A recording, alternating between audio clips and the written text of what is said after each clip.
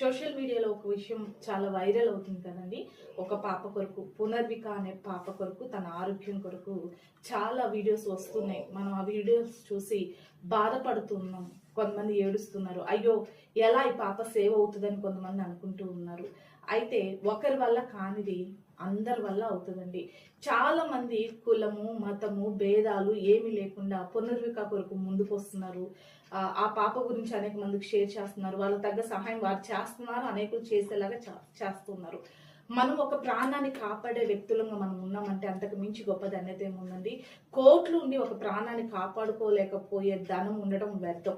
కాబట్టి మన దగ్గర ఉన్న కొద్ది సహాయమైన, చిన్న ధనమైన మనము మనతో పాటు అనేకులు ముందుకు వస్తే, నేను ఇచ్చే సహాయంతోనే పాప బ్రతుకుతుందా అంటే ఏమో చెప్పలేమండి. మన ఒక్కరి వల్ల ఇంకా అనేకులు ప్రేరేపించబడి, అనేకులకి అవును ఒకరు కలిస్తేనే కదా ఇది సహాయం అవుతుంది, ఆ పాప ప్రాణాన్ని బ్రతికిస్తామని చెప్పేసి ముందుకు వస్తారేమో. కాబట్టి నా వల్లే అవుతుంది అంటే ఏదైనా సరే మనం ముందుకు వెళ్తేనే అనేకులు ముందుకు వస్తారండి. నేను చేయగలను అంటే ఎవరు చేయలేరు. ఖచ్చితంగా నా దగ్గర సహాయం నేను చేస్తానని మనం ముందుకు వెళ్దాం. మనకు తగ్గ సహాయం మనం చేద్దాము. ఈ యొక్క వీడియోలో QR కోడ్ పెడతానండి. నేనైతే సహాయం చేస్తున్నాను. నా దగ్గర ఉన్నది నేను సహాయం చేస్తున్నాను. మీ దగ్గర ఉన్నది కూడా మీరు సహాయం చేయండి. మానవత్వాన్ని చాటుదాం. ఒక పాప ప్రాణాన్ని మనం నిలబెడదాం. Thank you so much.